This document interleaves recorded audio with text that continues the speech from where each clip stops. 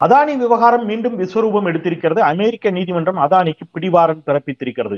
சூரிய ஒளி மின்சாரம் தயாரிப்பதற்கு அமெரிக்க முதலீட்டாளர்களிடமிருந்து பெறப்பட்ட பணத்தை இந்தியாவில் இருக்கக்கூடிய அரசியல்வாதிகளுக்கு, அதிகாரிகளுக்கு கிட்டத்தட்ட $265 மில்லியன் அளவுக்கு லஞ்சமாக கொடுப்பதற்கு அதானி முன் வந்தார் என்பது அவர் மீது வைக்கப்பட்டிருக்கக்கூடிய குற்றச்சாட்டு. அமெரிக்காவை பொறுத்த அளவுல பொருளாதார குற்றங்கள் மிகப்பெரிய அளவிலான தண்டனைக்குரிய குற்றங்கள். இந்த குற்றம் அங்கே இந்த நீதிமன்றத்தில் நிரூபிக்கப்பட்டால் அதானிக்கு ஒரு பெரிய அளவிலான ஒரு பெரிய செட்பேக் இருக்கும். கென்யா அவருடனான ஒப்பந்தத்தை ரத்து செய்திருக்கிறது. அதானியினுடைய பங்குகள் பெரும் சரிவை சந்தித்திருக்கின்றன. இந்த நிலைமையில் இந்த வழக்கில் அதானியை கைது செய்ய வேண்டும் என்று ராகுல் காந்தி நேற்று செய்தியாளரிடம் பேசியிருக்கிறார். இதுல தமிழ்நாடு மின்சார வாரியத்தினுடைய பெயரும் அடிபடுகிறது. இதை குறித்து வெள்ளை அறிக்கை கொடுக்க வேண்டும், தமிழ்நாடு அரசு விளக்க வேண்டும் என்று மருத்துவர் ராமதாஸ் உள்ளிட்டவர்கள் அறிக்கை வாயிலாக தமிழ்நாடு அரசை வலியுறுத்தி இருக்கிறார்கள். இந்த விவகாரத்தின் உண்மைத்தன்மை என்ன நடக்கிறது என்பதை பற்றி விரிவாக பேசுவதற்காக பொருளாதார வல்லுநர் திரு ஆனந்த் சீனிவாசன் அவர்கள் நம்மோடு இணைந்திருக்கிறார். வணக்கம், சொல்லி பயணிக்கலாம். திரு ஆனந்த், வணக்கம். வணக்கம் சார். என்ன நடந்துச்சு இந்த இஷ்யூல? இந்த பிரச்சனை என்ன? ஏன் அமெரிக்கா இதை இவ்வளவு சீரியஸ் இஷ்யூ எடுக்கிறாங்க? இந்தியாவில் அதிகாரிகளுக்கு லஞ்சம் கொடுக்க முயன்ற வழக்கு அப்படின்னா அதை இந்திய நீதிமன்றம் தானே விசாரிக்கணும். இதுல அமெரிக்கா எங்கிருந்து வந்தது போன்ற சந்தேகங்கள் பொதுமக்களுக்கு இருக்குது. நீங்க இதை குறித்து முதல்ல தெளிவுபடுத்துங்க.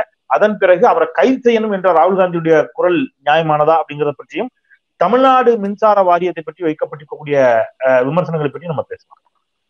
இப்ப ஃபர்ஸ்ட் இது என்னன்னா, நீங்க பாத்தீங்கன்னா 2023ல ஒரு வருஷத்துக்கு முன்னாடி சாகர் அதானி, கௌதம் அதானி அமெரிக்கா போயிருக்காங்க. அப்ப போன போதே federal FBI, federal bureau of investigation, நம்ம சிபிஐ மாதிரி அமெரிக்காவோட FBI வாரண்டோட சுப்பீனோன்னு சொல்லுவாங்க. அவங்களோட சுப்பீனோ, சர்ச் வாரண்ட் பேரு சுப்பீனோ. அந்த சுப்பீனோவோட உள்ள போய் அவர்கிட்ட இருந்த அவரோட லேப்டாப்பு, இந்த ஐபேடு, ஃபோனு, எல்லா எலக்ட்ரானிக் எக்யூப்மெண்ட்டையும் சீஸ் பண்ணிட்டாங்க. எஸ்பெஷலி அந்த நெவ்யூ சாகர் அதானியோட சீஸ் பண்ணிட்டாங்க. ஸோ ஒரு வருஷமா இந்த ப்ரோப் நடந்துட்டு இருக்கு. அதனால ஏனோ தானோன்னு இல்லை, அவங்கள்ட்ட எவிடன்ஸ் மாட்டி இருக்கு. இந்த எவிடன்ஸ் என்ன மாட்டி இருக்கு அப்படிங்கிறத அடுத்து பேசுவோம். ஸோ இந்த 2023லயே இவங்கள்ட்ட இந்த டேட்டா மாட்டிடுச்சு. இதுல 2 விதமா அவங்க சார்ஜ் பண்றாங்க. ஒன்று, ஃபாரின் கரப்ஷன் ஆக்ட் அப்படின்னு ஒன்று இருக்கு அமெரிக்கால. அதாவது அமெரிக்கையில லிஸ்ட் ஆன கம்பெனிகள் வெளிநாட்டுல போய் பிசினஸ்க்காக லஞ்சம் கொடுத்தாங்கன்னா அவங்கள பிடிச்சிருவாங்க. அடுத்தது இன்னொன்னு என்ன பண்ணியிருக்கிறாங்கன்னா, இப்போ உங்க மேல ஒரு சிபிஐ ரெய்டு மாதிரி அங்க FBI ரெய்டு வந்ததுன்னா, நீங்க பணம் ரைஸ் பண்றதுக்கு முன்னாடி நீங்க போய் அந்த ஸ்டாக் எக்ஸ்சேஞ்ச் கமிஷன்ல என் மேல ரெய்டு இருக்கு, இந்த ரெய்டு எனக்கு நடந்தது, அதனால நீங்க இதை இன்வெஸ்டருக்கெல்லாம் தெரிவிச்சிருங்க, முதலீட்டாளருக்கெல்லாம் நீங்க தெரிவிக்கணும்னு ஒரு சட்டம் இருக்கு. அதுக்கப்புறம் அவர் என்ன பண்ணாரு, சும்மா இருந்தாங்க ஒரு வருஷம். எதுக்கு இருந்தாங்கன்னா, திரும்பி $600 மில்லியன் பாண்ட் இஷ்யூ, கடன் வாங்கிறதுக்காக அவர் அப்ளிகேஷன் போட்டார். அந்த அப்ளிகேஷனை பார்த்த உடனே அந்த அப்ளிகேஷன்ல என் மேல இது மாதிரி ரெய்டு நடந்திருக்கு, என் மேல கேஸ் நடக்கலாம் அப்படிங்கிறத அவர் சொல்லல அப்படிங்கிறத வச்சு பிடிச்சிட்டாங்க. அது ஃப்ராடு, நீங்க இன்வெஸ்டரை ஏமாத்த பார்த்தீங்க, உங்களுக்கு ரெய்டு நடந்திருக்குங்கிற விஷயத்த நீங்க ஏன் சொல்லல அப்படின்னு பிடிச்சிருக்கிறாங்க. அது மட்டும் இல்ல, மார்ச் மாசத்துல 2024ல அவங்க போட்ட ஆனுவல் ரிப்போர்ட்லயும் இது மாதிரி என் மேல ரெய்டு நடந்திருக்குன்னு சொல்லல. இன்னொரு விஷயம், பாம்பே ஸ்டாக் எக்ஸ்சேஞ்சுக்கும் நேஷனல் ஸ்டாக் எக்ஸ்சேஞ்சுக்கும் செபிக்கும் கூட இது மாதிரி இவங்க மேல அங்க ரெய்டு நடந்து கேஸ் இருக்குங்கிற விஷயத்த சொல்லல. இந்த 2வதுங்கிறது அமெரிக்கால பெரிய கேஸ். ஏன்னா அமெரிக்கால $600 மில்லியன் அவர் ரைஸ் பண்ணியிருக்காரு. $175 மில்லியன் அமெரிக்கர்களே இன்வெஸ்ட் பண்ணியிருக்காங்க. இது ஒரு கேஸ், முதல் கேஸ். இது ஏன் இவ்வளவு பெரிய கேஸா மாறிடுச்சுன்னா, இவருக்கு ஒரு பார்ட்னர் இருந்தாரு. அந்த பார்ட்னர் அசூர் பவர் அப்படின்னு குருகாம் இது டெல்லி பக்கத்துல இருக்கிற ஊர்ல ரெஜிஸ்டர் ஆன கம்பெனி. அதையும் அசூர் பவரும் 2 பேரும் பார்ட்னர்ஷிப்ல தான் இந்த கான்ட்ராக்ட் எடுத்திருக்காங்க. இந்த கான்ட்ராக்டை கொடுத்தது வந்து SECI, solar energy corporation of இந்தியாங்கிறவங்க இந்த கான்ட்ராக்டை கொடுத்துருக்காங்க. 12 கிகாவாட் பவரை சோலார் எனர்ஜி கார்பரேஷனுக்கு அதானியும் அசூரும் சேர்ந்து கொடுக்கறதா, சேர்ந்து சப்ளை பண்றதா ஒரு ஒப்பந்தம் போட்டு அவங்களுக்கு கான்ட்ராக்ட் கிடைச்சிருக்கு 21. இந்த கான்ட்ராக்ட் கிடைச்சிருந்தான்னு என்ன யூஸ்? இவங்க சப்ளை பண்ற பவரை யாராவது வாங்கணும். அதை வாங்கறதுக்கு யாரும் ரெடியா இல்லை. உடனே இவங்க என்ன பண்ணியிருக்காங்க, நீங்க வந்து பவரை வித்தாதானே நாங்க வந்து உங்களுக்கு ஆர்டர் கொடுக்க முடியணும்னு இவங்க பல மாநிலத்துக்கு போய் அந்த மாநிலத்தோட வந்து பவர் வாங்க வச்சிருக்காங்க. இதுல வந்து பெருசா ரெக்கார்ட்ஸ் மாட்டி இருக்கிறது ஆந்திர பிரதேஷ் கவர்மெண்டோட ரெக்கார்ட்ஸ் மாட்டி இருக்கு. இந்த ஆந்திர பிரதேஷ் கவர்மெண்ட்ல ஒரு பெரிய அபிஷியலே சொல்றாங்க, பேர் சொல்லல, பட் நீங்க கண்டுபிடிச்சிடலாம் யாருன்னு ஈஸியா. அவருக்கு பணம் கொடுத்து 1800 சுமார், எக்ஸாக்ட் அமௌண்ட் தெரியாது, 1750 crores லஞ்சமா கொடுத்து பவரை ஜாஸ்தி விலைக்கு சோலார் எக்ஸ்சேஞ்ச் இந்த கவர்மெண்ட் சென்ட்ரல் கவர்மெண்ட்ல இருந்து வாங்கறதுக்கு அக்ரிமெண்ட் ஒப்புதல் போடுறதுக்கு இவங்க பணம் கொடுத்துருக்காங்க. அப்ப அசூர் என்ன சொல்லியிருக்காங்கன்னா, அமெரிக்க சட்டப்படி எங்களுக்கு சட்டம் கொடுக்கும், பணத்தை திரும்பி கொடுக்க முடியாது, கொடுத்த லஞ்ச பணத்தை திரும்பி கொடுக்க முடியாதுன்னு சொல்லிட்டாங்க. அப்ப இந்த அசூர் எப்படி இந்த லஞ்ச பணத்தை திரும்பி அதானி கொடுக்கும்னு டீட்டெயில்டா ஒரு கம்ப்யூட்டர்ல வந்து இதெல்லாம் போட்டிருக்காங்க, ஒரு பிரசன்டேஷன்லாம் பண்ணியிருக்காங்க, போட்டோஷாப் பிரசன்டேஷன்லாம் பண்ணியிருக்காங்க. வாட்ஸ்ஆப்ல வந்து கிளியரா வந்து சாகர் அதானியும் அன்னைக்கு இருந்த அசூரோட சீஃபும் மாத்தி பேசி இருக்கிறாங்க, ஒருத்தருக்கு ஒருத்தர் பேசி இருக்கிறாங்க. இந்த அசூர் கம்பெனியோட பெரிய ஷேர் ஹோல்டர் வந்து கனடியன் பென்ஷன் ஃபண்டு. அந்த பென்ஷன் ஃபண்டு வந்து தான் வந்து இந்த ஆபீஷியல்ஸ் எல்லாம் அசூர்ல அப்பாயிண்ட் பண்ணியிருக்காங்க. அந்த அசூரோட யாரெல்லாம் அபிஷியல்ஸா இருந்தோ ஒரு 6 பேர் மேலேயும் 5 பேர் மேலேயும் கேஸ் போட்டிருக்காங்க. இந்த 5 பேர் மேல கேஸ் போட்டிருக்காங்க. அதுல முரளி சுப்பிரமணியம் பேரு இதெல்லாம் நம்மளால யாருன்னு கண்டுபிடிச்சிடலாம். முரளி சுப்பிரமணியம்னு ஒரு தமிழ்நாடு தான் சிஇஓ இருந்திருக்கிற அந்த பீரியட்ல அவர் மேலதான் கேஸா இருக்கணும். ஆனா கான்ஸ்பிரேட்டர் இந்த சமயத்துல இந்த கம்பெனியில வேலை செஞ்சாருன்னு இருக்கு. முரளி சுப்பிரமணியம் மேலேயும் அந்த கேஸ் இருக்கு. இப்ப அசூர் வந்து பணத்தை திரும்பி எப்படி கொடுக்கறதுக்கு கொஞ்சம் எக்ஸ்ட்ரா பிசினஸ் இவங்களுக்கு மாத்தி கொடுக்கலாமா, டெவலப்மெண்ட் ஃபீஸா கொடுக்கலாமா, இதெல்லாம் 2 பேரும் நெகோசியேட் பண்ணியிருக்காங்க. ஸோ இது வந்து மெயினா ஆந்திரா கவர்மெண்ட் தான் இவங்கள்ட்ட ரெக்கார்டு இருக்கு. இதை தவிர ஒரிசா, ஜம்மு அண்ட் காஷ்மீர், சத்தீஸ்கர் அண்ட் தமிழ்நாடுலையும் பேச்சுவார்த்தை நடந்தது அப்படின்னு சொல்லி இருக்கிறாங்க. ஓகே. ஸோ இதுல வந்து இது வரைக்கும் லஞ்சம் கொடுத்து வாங்கினதுக்கு பண பரிவர்த்தனை பண்ணதுக்கு கொடுக்கல. ஆனா அவங்க இன்னும் சப்ளிமெண்டரி சார்ஜ் ஷீட் போட்டுட்டே இருப்பாங்க. பட் இப்ப இந்த பணம் கொடுத்தாங்களா இல்லையான்னு கண்டுபிடிக்க வந்தது நம்ம இடி வேலை, நம்ம சிபிஐ வேலை, நம்மளோட செபி வேலை. அவங்க வந்து இப்ப வாட்ஸ்அப் ரெக்கார்டு வரைக்கும் வச்சிருக்காங்க. இப்போ 2 கேஸ் போட்டிருக்காங்க. ஒன்னு வந்து FBI கிரிமினல் கேஸ் போட்டிருக்கு, இன்னொன்னு வந்து இந்த ஸ்டாக் எக்ஸ்சேஞ்ச் வந்து நீங்க ரைஸ் பண்ண பணத்தை எல்லாம் திரும்பி கொடுங்க அப்படின்னு சொல்லியிருக்காங்க. ஓகே. இதுல இப்போ வந்து அதானியை கைது செய்ய வேண்டும் அப்படின்னு ராகுல் காந்தி சொல்லுகிறார். இது கைது ஓகே, யார் இதுல கைது செய்ய வேண்டும் என்பது வெறும் அரசியல் நோக்கத்தில் சொல்லப்படக்கூடியதா இல்ல? ஐயா, அப்புறம் இதுல பிரதமருக்கும் பங்கு உண்டுன்னு குற்றம் சாட்டுகிறார். ஆமா, 2 உண்மைதானே. அவர் சொன்னதை திரும்பி சொல்றேன்னா, ஐயா 2000 கோடி லஞ்சம் போயிருக்குங்கிற நீங்க வந்து கோட் நேம்ல வந்து சித்தப்பாவோ பெரியப்பாவோ அவங்க பேரை யூஸ் பண்ணியிருக்காரு, டாக்குமெண்ட் ப்ரூஃப் இருக்கு, இந்த கம்பெனி பிரைப் பணத்தை எப்படி திரும்பி கொடுக்கணும்னு சொல்லி இருக்கிறாரு. ஒரு சென்ட்ரல் கவர்மெண்ட் கம்பெனியை ஒருத்தர் பிரைப் பண்ண சொன்னாருன்னு அமெரிக்கால கோர்ட்ல கேஸே போட்டுட்டாங்க. நீங்க வந்து சீஃப் மினிஸ்டர், டெப்டி சீஃப் மினிஸ்டர்லாம் ஒன்றும் இல்லாம அரெஸ்ட் பண்றீங்க. அப்ப நீங்க உள்ள கூட்டிட்டு போய் நீங்க விசாரணை பண்ணாதானே என்ன விஷயம்னு வெளில வரும். அப்ப இதுக்கு தானே இடி வச்சிருக்கீங்க.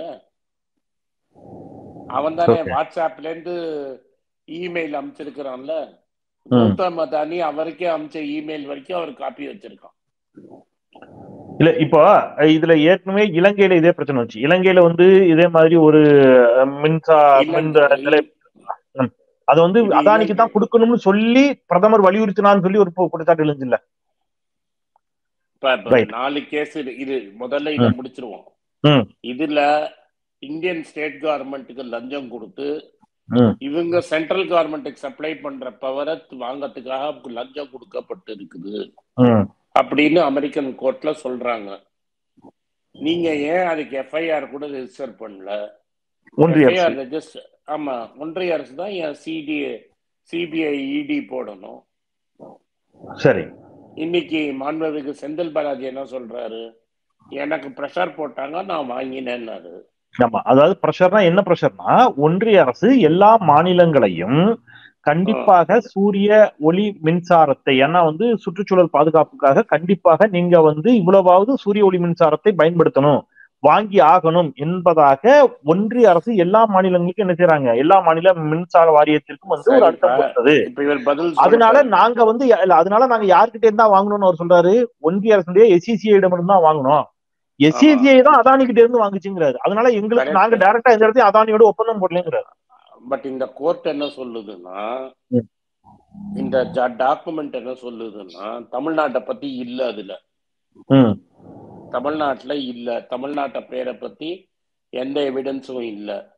ஆனா ஆந்திர பிரதேஷ் கவர்மெண்ட் கிட்ட இவங்க லஞ்சம் கொடுத்திருக்காங்க, ஜெகன் ரெட்டி கவர்மெண்ட்டுக்கு இவங்க லஞ்சம் கொடுத்திருக்காங்க, லஞ்சம் கொடுத்துதான் இவங்க சென்ட்ரல் கவர்மெண்ட்ல இருந்து வாங்கியிருக்காங்க, இவங்க லஞ்சம் கொடுக்கலன்னா சென்ட்ரல் கவர்மெண்ட்ல இருந்து வாங்கியிருக்க மாட்டாங்க.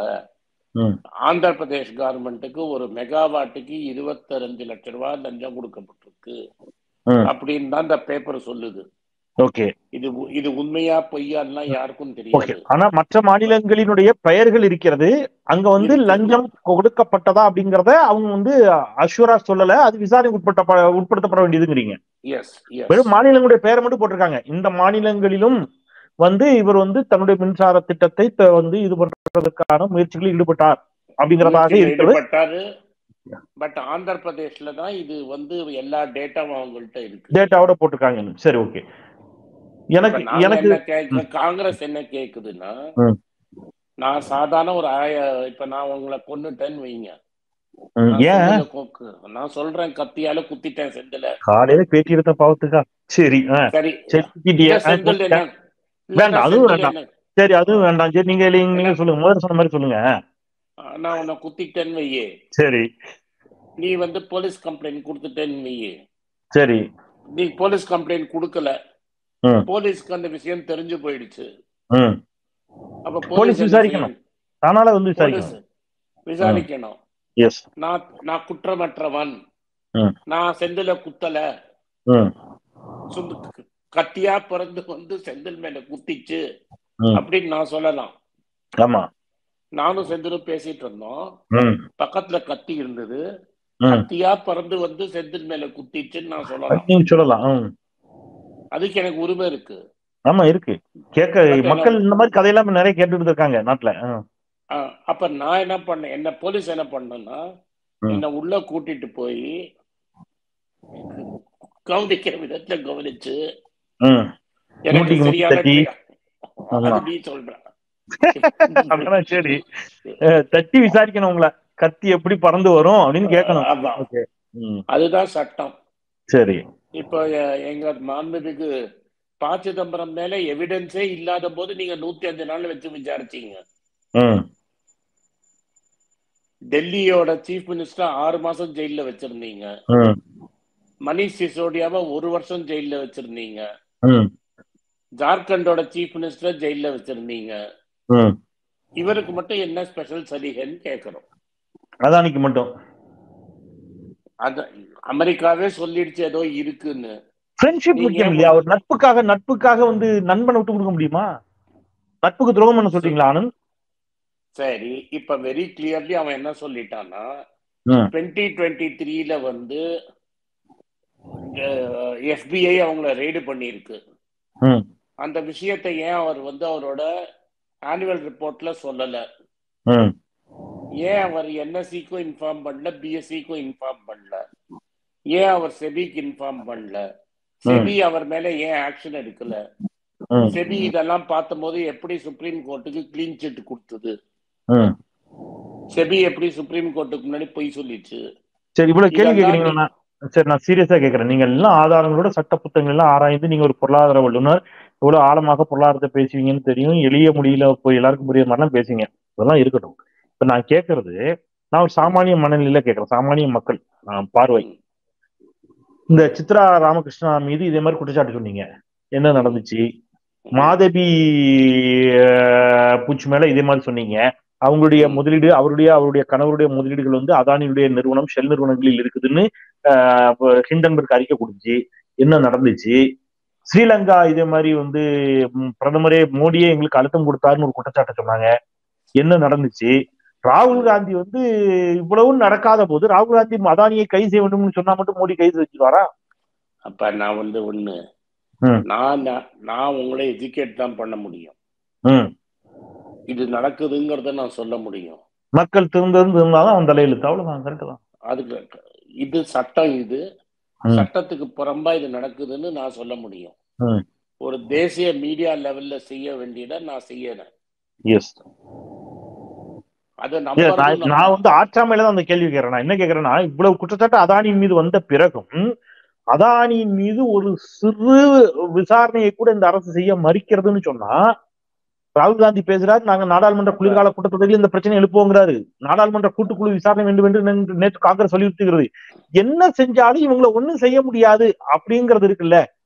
இதுக்கு எதுதான் தீர்வு? இப்ப அமெரிக்கால ஆனா அப்படி இல்ல. அமெரிக்கா நீதிமன்றம் அப்படி விடாது அப்படிங்கிறாங்க. அமெரிக்கா நீதிமன்றம் வந்து இந்த அதுவும் பொருளாதார குற்றங்களை ரொம்ப சீரியஸா ஃபாலோ பண்ணுங்கிறாங்க. என்ன நடக்கும்? 2-3 வருஷம் இருக்கும். இப்ப அவன் என்ன கேக்குறான்? நீ வாங்கின பணத்தை திரும்பி கொடுன்னு கேக்குறான். சரி, அமெரிக்க முதலீட்டாளர்களுக்கு திருப்பி கொடுத்துருங்க, திருப்பி கொடு, ஃபைன் கட்டுங்கிறான். இனிமே அமெரிக்கால நீ பணம் ரைஸ் பண்ண முடியாதுங்கிறான். இதுக்கு உன் மேல கேஸ் நடத்துறேன்னு சொல்றான். ஓகே, இவன் அவன் ஊர் சட்டத்தை ஃபாலோ பண்றான். ஏன் உங்க சுப்ரீம் கோர்ட்டு சுவாமோட்டோவா கேஸ் எடுக்குது? மெட்ராஸ்ல ஹைகோர்ட்ல ஒரு ஜட்ஜ் இருக்காரு, நீங்க பேர்லாம் உங்களுக்கு தெரியும். மினிஸ்டர் மேல க்ளோஸ் ஆன கேஸ் எல்லாம் திரும்பி ஓபன் பண்றாரு. அதானியின் வழக்கு மட்டும் ஏன் விசாரிக்க வர மறுக்கிறது அப்படிங்கிறீங்க? இத விசாரணை பண்ணுன்னு கோர்ட் சுவமோட்டோ ஆனர் போடலாமே, ஏன் பண்ண மாட்டேங்கிறாங்க? யார் இதெல்லாம் தடுத்து நிறுத்துறாங்க?